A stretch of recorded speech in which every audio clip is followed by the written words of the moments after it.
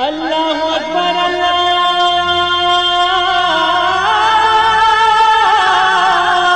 اکبر۔ السلام علیکم ورحمۃ اللہ وبرکاتہ۔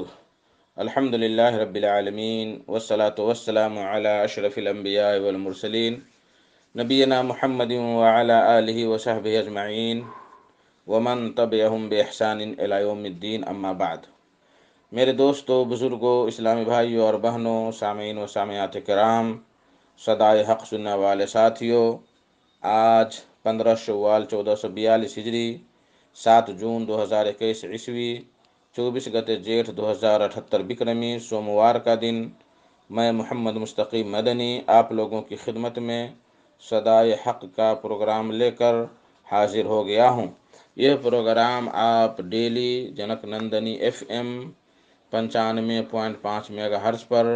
1:30 بجے سے 2:15 بجے تک سماعت فرماتے آ رہے ہیں۔ آج بھی انشاءاللہ تبارک و تعالی سب سے پہلے تلاوت قرآن مجید، پھر ایک خوبصورت سی نظم اور پھر ایک عالم کا خطاب سماعت فرمائیں گے۔ تو لیجئے سب سے پہلے سماعت فرمائیں قرآن مجید کی تلاوت۔ اعوذ باللہ من الشیطان الرجیم، بسم اللہ الرحمن الرحیم۔ آمن الرسول بما أنزل إليه من ربه والمؤمنون كل آمن بالله وملائكته وكتبه ورسله لا نفرق بين أحد من رسله وقالوا سمعنا وأطعنا غفرانك ربنا وإليك المصير لا يكلف الله نفسا إلا وسعها لها ما كسبت وعليها ما اكتسبت ربنا لا تؤاخذنا إن نسينا أو أخطأنا ربنا ولا تحمل علينا إصرا كما حملته على الذين من قبلنا ربنا ولا تحملنا ما لا طاقة لنا به واعف عنا واغفر لنا وارحمنا أنت مولانا فانصرنا على القوم الكافرين۔ اللہ اکبر اللہ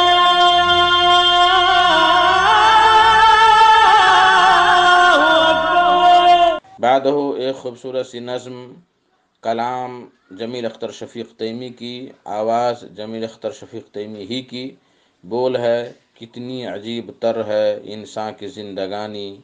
کتنی عجیب تر ہے انسان کی زندگانی، دنیا کی زندگی کو سمجھا ہے جاویدانی۔ کتنی عجیب تر ہے انسان کی زندگانی، کتنی عجیب تر ہے، کتنی عجیب تر ہے انسان کی زندگانی، کتنی عجیب تر ہے انسان کی زندگانی، دنیا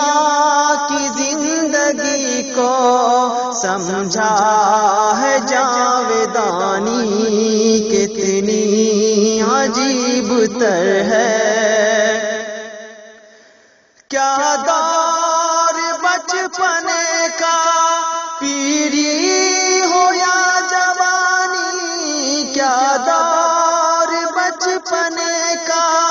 پیری ہو یا جوانی، پانی کا بلبلا ہے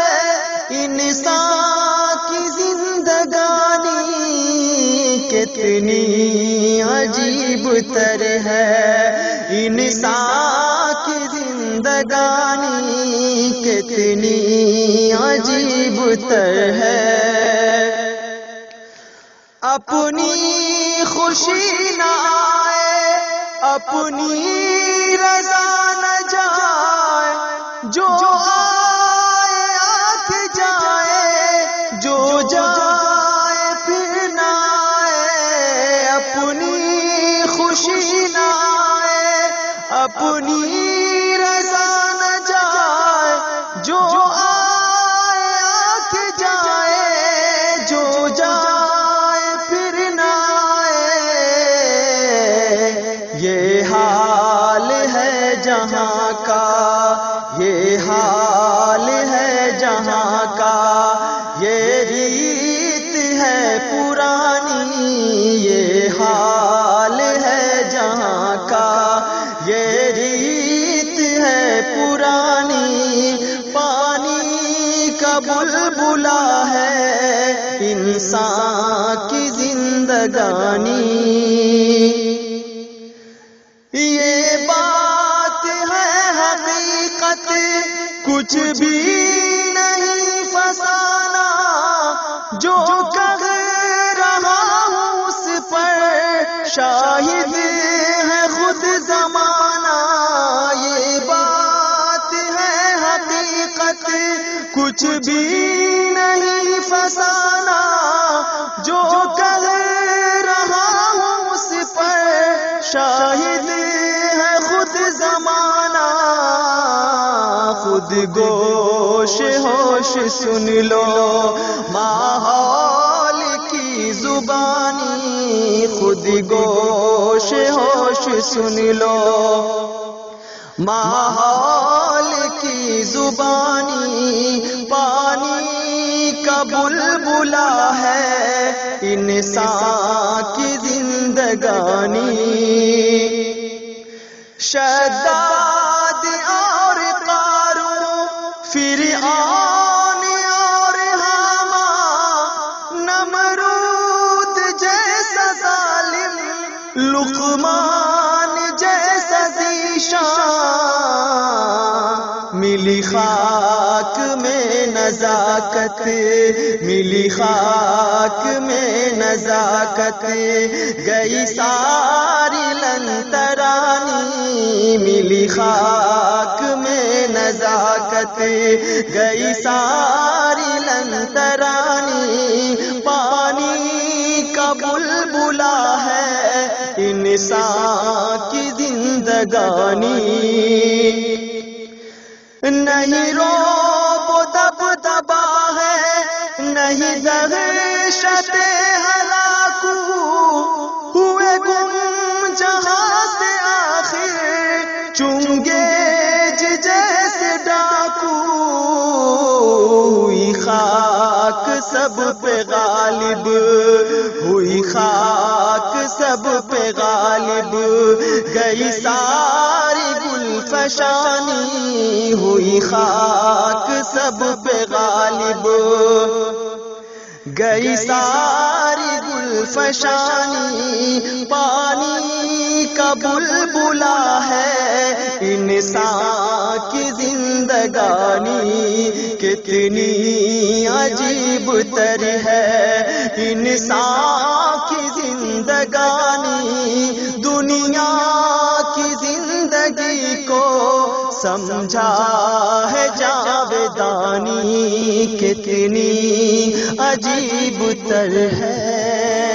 اللہ اکبر، اللہ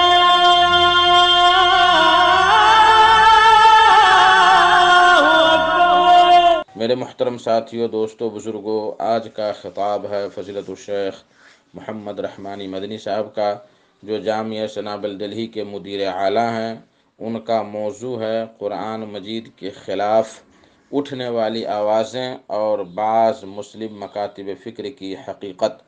تو لیجیے شیخ سے ان کا خطاب سماعت فرمائیں۔ الحمد لله نحمده ونستعينه ونستغفره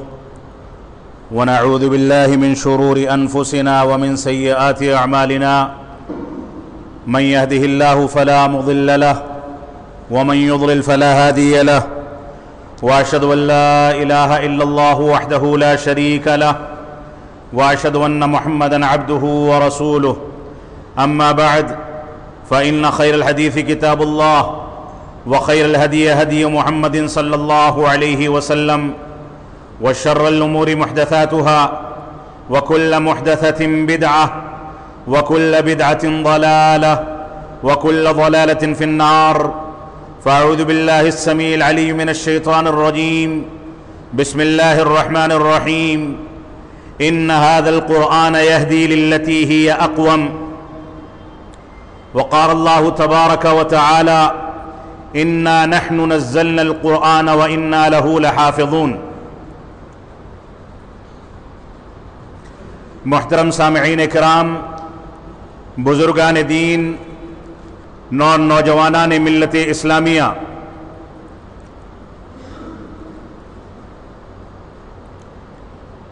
اللہ رب العالمین نے امت اسلامیہ پر بالخصوص اور پوری انسانیت پر بالعموم یہ احسان عظیم فرمایا ہے کہ اس نے قرآن مجید جیسی مقدس کتاب کو مسلمانوں پر نازل فرمایا۔ اس قرآن مجید کے نزول کے لیے اللہ رب العالمین نے جو ترتیب رکھی، قرآن مجید کے تقدس اور قرآن مجید کی عظمت کو واضح کرنے کے لیے جو طریقہ اختیار کیا، وہ ہم سے مخفی نہیں ہے۔ اللہ رب العالمین نے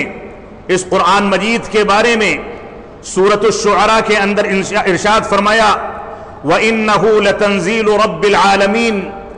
نزل به الروح الامین لتنذر به۔ اللہ رب العالمین نے فرمایا کہ یہ قرآن مجید تمام جہانوں کے پالنہار کی جانب سے نازل کردہ کتاب ہے۔ وہ رب کائنات جو سارے جہانوں کو پالنے والا،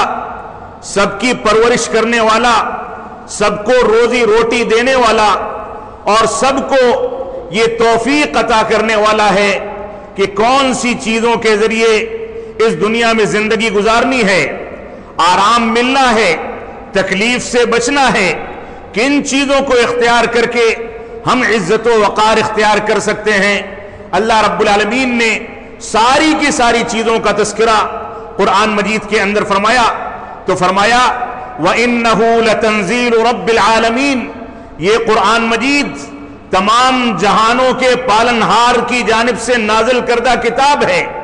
وہ رب کائنات جس نے جناتوں کو پیدا فرمایا، وہ اللہ رب العالمین جس نے انسانوں کو پیدا فرمایا، وہ رب کائنات جس نے جانوروں کو، چرند پرند کو، درندوں کو اور اسی طریقے سے کیڑے مکوڑے اور زہریلے جانوروں تک کو پیدا فرمایا، تاکہ اللہ رب العالمین یہ واضح کر سکے کہ تخلیق میں اس کا کوئی شریک نہیں ہے۔ اللہ رب العالمین ساری کی ساری چیزوں کو اپنی مکمل حکمت اور مصلحت کے تحت پیدا فرماتا ہے، اور ان چیزوں کو پیدا کرنے میں اس کا کوئی شریک نہیں۔ وہ جس کو جب چاہے زندگی دے دے، جب چاہے موت واقع کر دے، جب چاہے بیماری میں مبتلا کر دے، جب چاہے وباؤں کے ذریعے تباہ و برباد کر دے، اور جب چاہے امن و سلامتی کے ذریعے عزت و وقار عطا فرمائے، یہ اللہ رب العالمین کی مرضی ہے۔ تو اللہ رب العالمین نے فرمایا وَإِنَّهُ لَتَنزِيلُ رَبِّ الْعَالَمِينَ، یہ قرآن مجید تمام جہانوں کے پالنہار کی جانب سے نازل کردہ کتاب ہے۔ اگر وہ ایک جہان کو پیدا کرنے والا ہوتا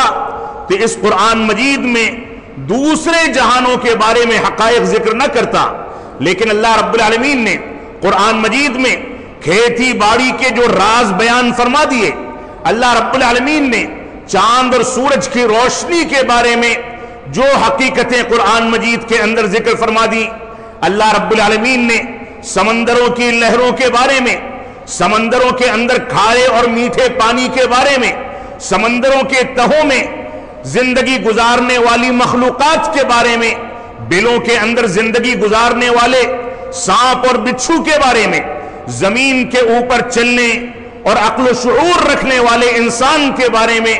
انسان کی تخلیق کے بارے میں جو کچھ حقائق قرآن مجید کے اندر ذکر کر دیے ہیں، وہ پتھر کی لکیر ہیں۔ میڈیکل سائنس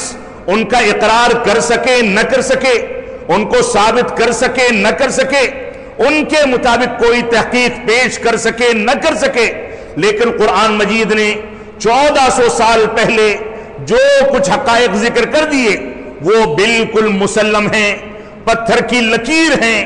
ایک نہ ایک دن اس کے مطابق فیصلہ کرنا انسانیت کی، میڈیکل سائنس کی مجبوری ہوگا۔ اگر آج کوئی تحقیق پیش کر دی گئی تو کل اس سے رجوع کر کے قرآن مجید کے مطابق فیصلے کیے جائیں گے۔ یہ ایک مسلمہ حقیقت ہے۔ یہ قرآن مجید ایک ایسی کتاب ہے جو انسانوں کو انسانیت کی بنیاد پر، مسلمانوں کو اسلام و ایمان کی بنیاد پر، اور اسی طریقے سے دوسری مخلوقات کو دنیا کے اندر زندگی گزارنے کی بنیادوں پر جو عزت و وقار عطا کرتی ہے، دنیا کی کوئی کتاب عطا نہیں کر سکتی۔ اسی وجہ سے اللہ رب العالمین نے اس قرآن مجید کے بارے میں فرمایا ان ھذا القرآن یہدی للتی ہی اقوم۔ یہ قرآن مجید ایک ایسی کتاب ہے جو سب سے زیادہ سیدھے راستے کی جانب لوگوں کی ہدایت کرتی ہے، رہنمائی کرتی ہے۔ کوئی بھی راستہ ہو، کسی بھی مسئلے میں کوئی رہنمائی حاصل کرنی ہو، کسی بھی انداز کی زندگی گزارنی ہو، قرآن مجید اگر فیصلہ کرے گا تو بالکل سیدھا، اقوم اور صحیح ترین راستہ دکھا کر کے انسانیت کو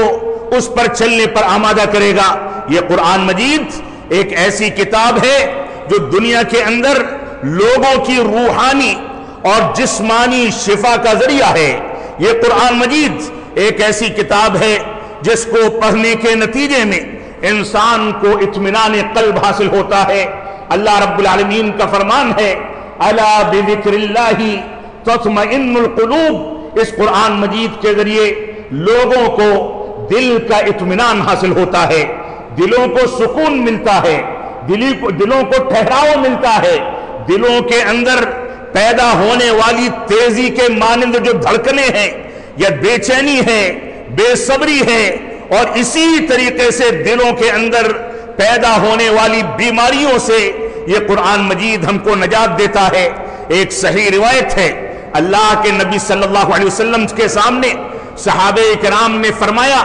اللہ کے نبی صلی اللہ علیہ وسلم کے فرمان کو سامنے رکھتے ہوئے، جس میں آپ نے فرمایا ہے کہ قرآن مجید لوگوں کے دلوں سے اسی طریقے سے گندگی کو صاف کر دینے والی کتاب ہے جس طریقے سے لوہے کے اوپر جم جانے والے زنگ کو ایک لوہار صاف کر کے بالکل چمکا دیتا ہے۔ صحابہ کرام نے پوچھا دلوں کے گندگی کو صاف کرنے اور لوہے کے طریقے سے زنگ کو صاف کرنے کا معنی کیا ہے؟ تو اللہ کے رسول صلی اللہ علیہ وسلم نے فرمایا کہ یہ قرآن مجید کی تلاوت، اس پر اعتماد کرنا، اس پر بھروسہ کرنا، اس کے مطابق چلنا، اس کے ذریعے سے انسان کے دل بالکل صاف کر دیے جاتے ہیں۔ وہ دل کی آلائشوں سے، اس کی پریشانیوں سے، اس کی بیماریوں سے بالکل صاف ستھرا کر کے اللہ رب العالمین اس کو قلبی سکون عطا فرماتا ہے۔ اور یہ ایک مسلمہ حقیقت ہے کہ انسان اس دنیا میں جتنی زیادہ شریعت کی مخالفت کرتا ہے، قرآن و سنت سے دوری اختیار کرتا ہے، اس کے دلوں میں اتنا زیادہ بے چینی پیدا ہوتی ہے، اس کی دھڑکنیں اتنی زیادہ بڑھتی ہیں، اس کے جسم کے اندر بلڈ پریشر کے نتیجے میں اور دوسری بیماریوں کے نتیجے میں نہ جانے کون کون سی بیماریاں پیدا ہوتی ہیں، اس کو اختلاج پیدا ہوتا ہے، وہ بے چین ہو جاتا ہے، اور نتیجے میں دیکھتے دیکھتے اس کا جسم دکھنے میں تو چلنے پھرنے، دیکھنے، اوڑھنے، پہننے اور پکڑنے اور ساری کی ساری نعمتوں سے فائدہ اٹھانے والا ہوتا ہے، لیکن بغیر دوائی کھائے نہ اس کو سکون ملتا ہے، نہ اس کو نیند آتی ہے، وہ چلتا پھرتا مردہ ہوتا ہے۔ اگر انسان اللہ رب العالمین کی اس کتاب پر اعتماد کر لے تو ایسی صورت میں یہ کتاب اس کو قلبی سکون عطا فرماتی ہے۔ تو اللہ رب العالمین نے فرمایا وَإِنَّهُ لَتَنزِيلُ رَبِّ الْعَالَمِينَ نَزَلَ بِهِ الرُّوحُ الْأَمِينُ عَلَى قَلْبِكَ لِتَكُونَ مِنَ الْمُنذِرِينَ بِلِسَانٍ عَرَبِيٍّ مُبِينٍ۔ اللہ رب العالمین نے سورۃ الشعراء کے اندر ارشاد فرمایا، اس قرآن مجید کو تمام جہانوں کے پالنہار نے پیدا فرمایا، نازل فرمایا، اور اس کے بعد فرمایا نزل بہ الروح الامین، اس کو نازل کرنے کے لیے، رسول اکرم صلی اللہ علیہ وسلم پر اتارنے کے لیے ایسے فرشتے کا انتخاب کیا گیا جس فرشتے کے بارے میں رسول اکرم صلی اللہ علیہ وسلم فرماتے ہیں کہ میں نے 2 مرتبہ اس فرشتے کو اس کی اصل شکل میں دیکھا اور گھبرا گیا۔ ایک بار آپ نے غار حرا میں وحی کی ابتدا کے وقت دیکھا تو گھبرا کر کے آئے، اما خدیجہ سے فرمایا کہ زملونی دثرونی، مجھ کو چادر اڑا دو، مجھ کو ڈر ہے کہ کہیں میں ہلاک نہ ہو جاؤں۔ تو انہوں نے فرمایا کہ نہیں، آپ تو دوسروں کا بوجھ اٹھاتے ہیں، رشتہ داریوں کو جوڑتے ہیں، دوسروں کے لیے کما کر کے اپنا کمایا ہوا پیسہ دوسروں کے حوالے کر دیتے ہیں، آپ بوڑھوں کی امداد کرتے ہیں، یتیم بچوں سے مذاق کرتے ہیں، بیواؤں کا سہارا بنتے ہیں، تو اللہ رب العالمین آپ کو ضائع نہیں کرے گا۔ تو اللہ کے نبی صلی اللہ علیہ وسلم نے اس موقع پر جبریل امین کو دیکھا تھا، جن کے دونوں بازوؤں پر روایت کے مطابق 600 پر تھے، اور ان کی جسامت زمین سے لے کر کے آسمان تک نظر آتی تھی۔ اگر وہ فرشتہ اللہ رب العالمین کے حکم کے بعد اس دنیا کو اپنے پنکھوں اور اپنے پروں کی ایک حرکت سے پلٹنا چاہے تو 1 منٹ میں پوری دنیا کو تباہ و برباد کر سکتا ہے۔ یہ عظمت تھی اس جبریل امین کی، تو اللہ رب العالمین نے فرمایا نزل به الروح الامین، اس قرآن مجید کو امانت دار فرشتہ لے کر کے نازل ہوا ہے۔ یہ امانت دار فرشتہ جس سے غلطی نہیں ہو سکتی۔ اللہ رب العالمین نے خود قرآن مجید میں فرمایا لا یعصون اللہ ما امرہم ویفعلون ما یؤمرون، یہ فرشتے جو کچھ حکم دیا جاتا ہے اس میں کبھی بھی کوئی خطا نہیں کرتے، جو کچھ حکم دیا جاتا ہے اس کو من وعن بجا لاتے ہیں۔ آج کے دور میں لوگوں نے مذاق بنا دیا کہ اس فرشتے سے غلطی ہو گئی تھی، اور قرآن مجید کو اللہ کے رسول صلی اللہ علیہ وسلم پر غلطی سے نازل کر دیا، جبکہ نازل علی بن نبی طالب پر ہونا تھا رضی اللہ تعالیٰ عنہ پر۔ یہ شریعت کا مذاق ہے، شریعت کے ساتھ کھلواڑ ہے، اللہ رب العالمین کے ساتھ کھلواڑ اور مذاق ہے، جس کو قطعاً برداشت نہیں کیا جا سکتا۔ تو فرمایا علی قلبک لتکون من المنذرین، آپ کے دل پر اس قرآن مجید کو نازل کیا تاکہ آپ ڈرانے والے بن جائیں، لوگوں کو بتائیں کہ اگر شرک کرو گے تو مخلد فی النار ہو جاؤ گے، لوگوں کو بتائیں کہ میرا طریقہ چھوڑو گے تو قیامت میں جب کوثر پر میرے قریب آؤ گے تو میں خود کہوں گا کہ سحقن سحقن، ان کو مجھ سے دور کر دیا جائے، کیونکہ انہوں نے میرے بعد دین میں تبدیلی پیدا کر دی تھی۔ تو اللہ کے نبی صلی اللہ علیہ وسلم نے کے بارے میں اللہ رب العالمین نے فرمایا علی قلبک لتکون من المنذرین، آپ کے دل پر اس قرآن مجید کو نازل کیا گیا تاکہ آپ ڈرانے والے بن جائیں۔ کون سے دل پر نازل کیا گیا؟ خود روایات میں ملتا ہے کہ اللہ کے نبی صلی اللہ علیہ وسلم اپنے بچپنے کی زندگی میں جب حلیمہ سعدیہ رضی اللہ تعالی عنہا کے گھر پر پرورش کے لیے بھیج دیے گئے، ایک دن میدان میں کھیل رہے تھے، ساتھ میں دوسرے بچے تھے، کیا دیکھتے ہیں کہ کوئی عجیب سی مخلوق آتی ہے، ایک فرشتہ آتا ہے، اللہ کے نبی صلی اللہ علیہ وسلم کے مبارک سینے سے آپ کے دھڑکتے ہوئے دل کو چیر کر کے نکالا جاتا ہے، اور اس کے بعد سونے کے برتن میں رکھ کر کے آب زمزم سے اس کو غسل دیا جاتا ہے، اور اس کے بعد دوبارہ سے دل میں رکھ کر کے سینے میں رکھ کر کے اس کو جوڑ دیا جاتا ہے۔ یہ واقعہ بعض روایات کے مطابق 2 بار پیش آیا۔ کیوں ایسا ہوا؟ تاکہ قرآن مجید کے نزول کے لیے اس نبی آخر الزماں کے اس دل کو اتنا پاکیزہ بنایا جا سکے کہ اس کو قبول کر سکے۔ وہ قرآن مجید جس کے قبول کرنے کو پہاڑوں نے منع کر دیا، پہاڑوں نے یہ بھی فرمایا، کہا اللہ کے نبی صلی اللہ علیہ وسلم کو مخاطب کر کے اللہ رب العالمین فرماتا ہے کہ اگر یہ پہاڑوں پر نازل ہو جاتا لَرَأَيْتَهُ خَاشِعًا مُتَصَدِّعًا مِّن خَشْيَةِ اللَّهِ، تو آپ دیکھتے کہ یہ پہاڑ بھی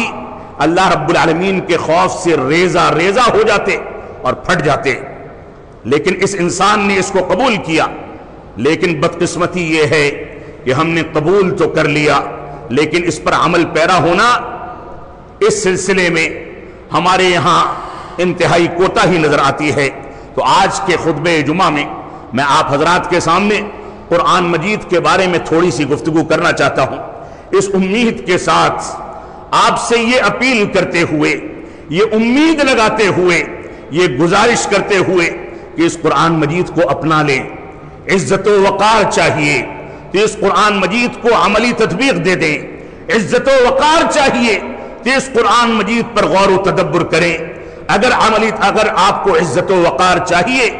عزت کی زندگی چاہیے، تو اس قرآن مجید کے مطابق چلنا سیکھ لیں، ورنہ کہیں کے نہ رہیں گے۔ کیونکہ حضرت عمر بن خطاب رضی اللہ تعالیٰ عنہ فرماتے ہیں، صحیح مسلم کی روایت ہے کہ ان اللہ یرفع بہذا الکتاب اقواما ویضع بہ آخرین، کہ اللہ رب العالمین اس کتاب کے ذریعے ایک قوم کو سربلندی عطا فرماتا ہے اور دوسری قوم کو اس کے مطابق نہ چلنے اور اس کے اندر توجیہ و تعویل اور تحریف کرنے اور اس کی ناقدری کرنے اور اس کے خلاف عمل کرنے کے نتیجے میں ذلیل و خوار کر دیتا ہے۔ یہ قرآن مجید دو دھاری تلوار ہے، آپ عمل کر کے عزت و وقار کا راستہ اپنا لیں، یا بے عملی کر کے آپ اس کو چھوڑ کر کے ذلیل و خوار ہو جائیں۔ آج مسلمانوں کی ذلت و خواری کا ایک بنیادی سبب یہ ہے کہ مسلمانوں نے قرآن مجید کو چھوڑ دیا۔ اللہ رب العالمین فرماتا ہے کتاب انزلناہ الیک مبارک لیدبروا آیاتہ ولیتذکر اولو الالباب۔ اللہ رب العالمین نے سورہ صاد میں ارشاد فرمایا کہ ایسی کتاب جس کو اللہ رب العالمین نے آپ پر نازل فرمایا، رسول اکرم صلی اللہ علیہ وسلم پر نازل فرمایا، مبارکن، بڑی مبارک کتاب ہے، لیدبروا آیاتہ، تاکہ آپ اس پر غور و تدبر کریں، اس کے مطابق زندگی گزارنے کی کوشش کریں۔ ایسا نہ ہو کہ یہ پروپیگنڈا کر دیا جائے کہ اس قرآن کی عبارت بڑی مشکل ہے، زبان سمجھ میں نہیں آتی، اس وجہ سے دوسری کتابوں پر اعتماد کیا جائے۔ یہ ناانصافی ہے، قرآن مجید پر اتہام ہے، قرآن مجید کی توہین ہے، جس کو قطعاً برداشت نہیں کیا جا سکتا۔ فرمایا لیدبروا آیاتہ، تاکہ آپ اس کی آیتوں پر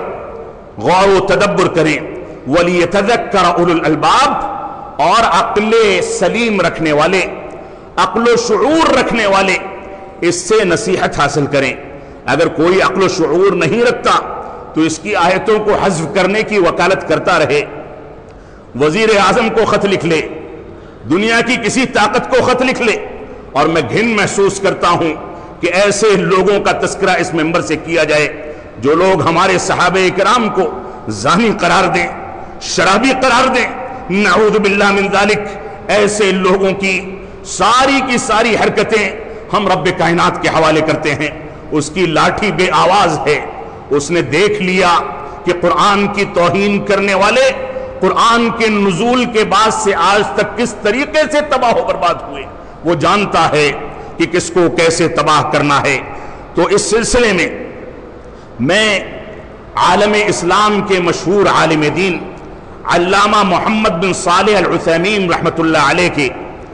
چند وہ اقوال آپ کے سامنے ذکر کرنا چاہتا ہوں جن کو انہوں نے مکہ مکرمہ میں حرم کے کسی درس میں ذکر کیا تھا۔ فرمایا قرآن مجید یہ ہمارے لیے بڑی بابرکت کتاب ہے،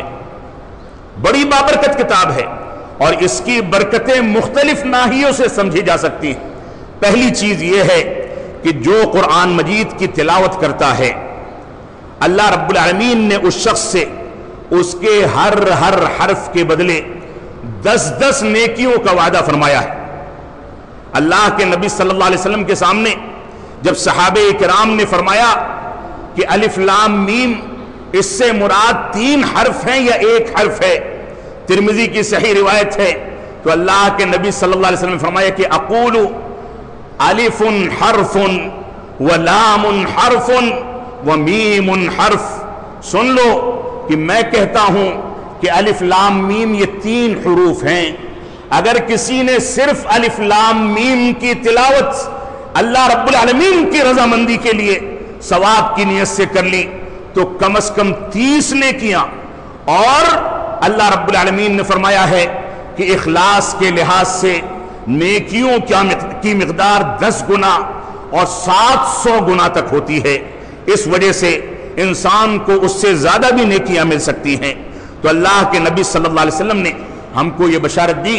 کہ قرآن مجید کے ایک ایک حرف پر انسان کو 10 نیکیاں کم از کم ملتی ہیں، اور جتنی بڑھا کر کے دے دی جائیں یہ اللہ رب العالمین کا فضل ہے.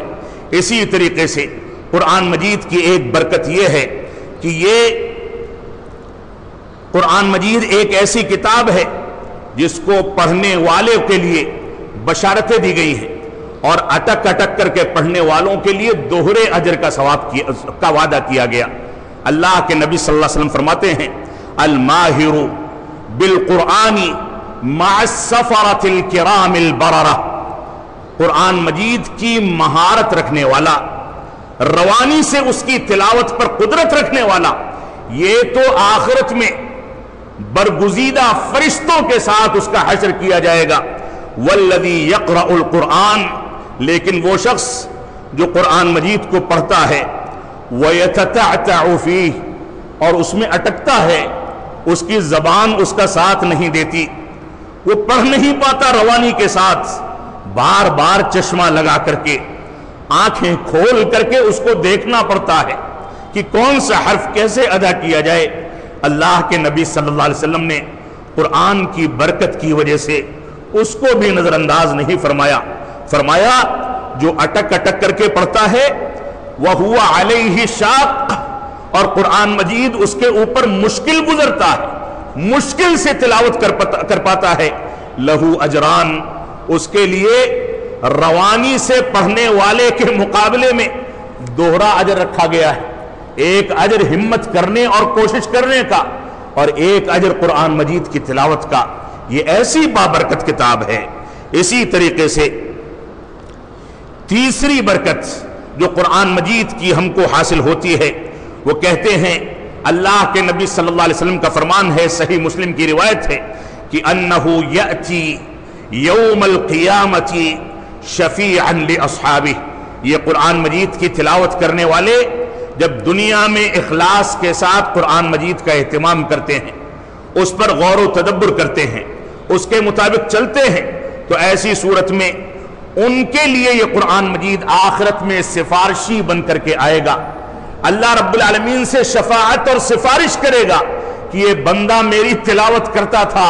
لہٰذا اس کے عوض اس کو بخش دیا جائے، اور اس کی سفارش کو قبول فرمایا جائے گا. قرآن مجید کی چوتھی برکت یہ ہے کہ یہ قرآن مجید ہم کو ان شرعی احکامات سے واقف کراتا ہے جن شرعی احکامات پر چل کر کے ہم کو قلبی سکون حاصل ہوتا ہے، ہم جنت کے راستے پر چلتے ہیں، دنیا میں کامیابی حاصل کرتے ہیں. یہ قرآن مجید کی برکت ہے کہ یہ قرآن مجید ہم کو وہ راستہ دکھاتا ہے. قرآن مجید کی ایک برکت یہ ہے کہ اس کے ذریعے انسانوں کو شفا یابی ملتی ہے، بیماریوں سے نجات ملتی ہے. یہ بیماریاں چاہے معنوی بیماری ہوں، جیسا کہ اللہ رب العالمین نے فرمایا امراض قلب اور شہوات اور شبہات کے فتنوں سے انسانوں کو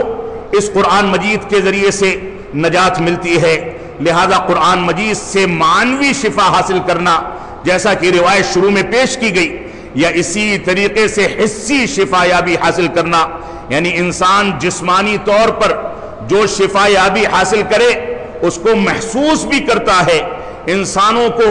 آپ دیکھ لیں، تجربات کی روشنی میں قرآن مجید کی تلاوت کی جاتی ہے، اور دیکھتے دیکھتے جو مریض ہوتا ہے وہ شفا پانے لگتا ہے. یہ حسی شفا ہے. اسی طریقے سے آپ دیکھیں کہ چھٹی برکت قرآن مجید کی یہ ہے کہ قرآن مجید ہم کو تحفظ فراہم کرتا ہے. اللہ کے نبی صلی اللہ علیہ وسلم فرماتے ہیں کہ جب تم رات کے وقت میں اپنے بستر پر آؤ تو آیت الکرسی پڑھ لیا کرو. اگر آیت الکرسی تم تلاوت کر لو گے تو ایسی صورت میں پوری رات کے لیے اللہ رب العالمین ایک محافظ تمہارے پاس متعین فرمائے گا جو صبح ہونے تک تمہاری حفاظت کرے گا، اور شیطان سے اور شیطان کو قریب ہونے سے دور رکھا جائے گا. یہ قرآن مجید ہمارا محافظ بھی ہے. ساتویں برکت یہ ہے کہ یہ سب سے زیادہ سیدھا راستہ دکھانے والی کتاب ہے، جیسا کہ سورۃ الاسراء کی آیت نمبر 9 کو آپ کے سامنے ذکر کیا گیا کہ ان ھذا القرآن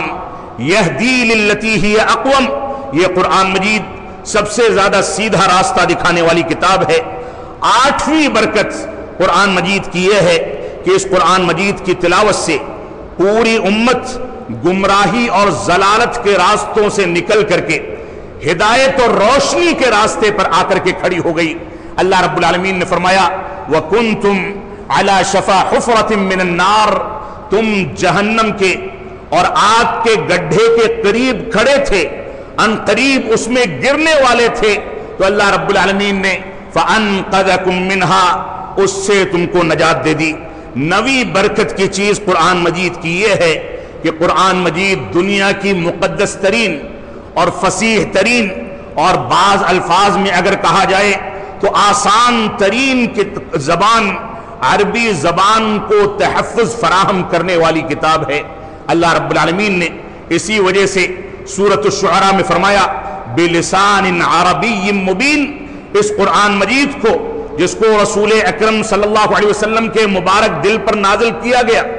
یہ فصیح و بلیغ عربی زبان میں نازل کیا گیا ہے۔ 10ویں اور آخری برکت کی چیز قرآن مجید سے متعلق یہ ہے کہ قرآن مجید کے ذریعے اللہ رب العالمین نے مسلمانوں کے لیے مشرق و مغرب کے پورے کی پوری سرزمین کو مسخر کرنے کے ذرائع پیدا کیے۔ آپ صحابہ کرام کا دور دیکھ لیں، رسول اکرم صلی اللہ علیہ وسلم کا عہد مبارک دیکھ لیں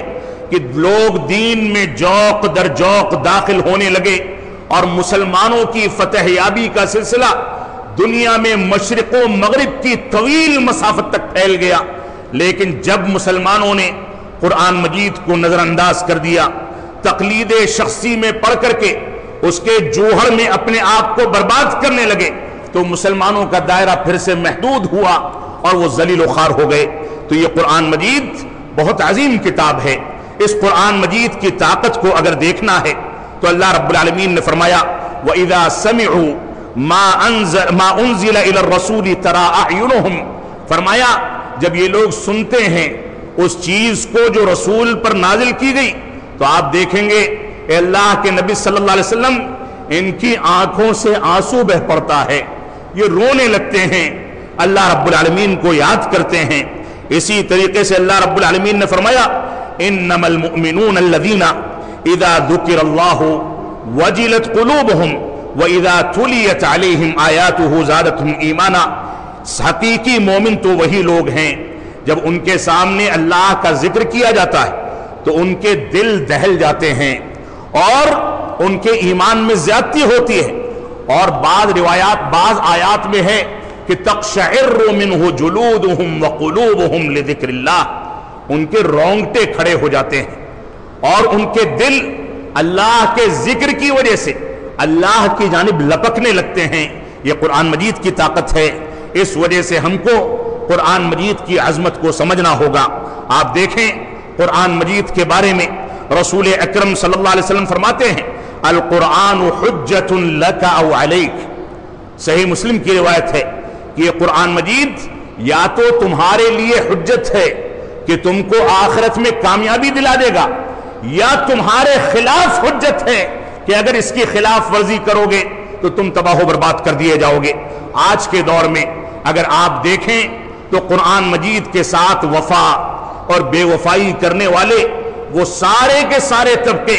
جو مسلمانوں کی جانب منسوب ہیں، ہمارے معاشرے میں چین کی سانس لیتے ہیں۔ ہم ان کی جانب نہ انگلی اٹھاتے ہیں نہ ان پر تنقیدیں کرتے ہیں، اور کوئی تنقید کرے تو یہاں تک کہا جاتا ہے کہ یہ مسلمانوں میں تفرقہ پیدا کرتا ہے۔ آپ دیکھیں پہلی چیز یہ ہے کہ اہل قرآن نے یہ کہا، ان کا بنیادی عقیدہ ہے، قرآن مجید کے بارے میں مبالغہ کرتے ہوئے کہا کہ حسبنا کتاب اللہ، ہمارے لیے قرآن مجید کافی ہے۔ اگر قرآن مجید ہمارے لیے کافی ہوتا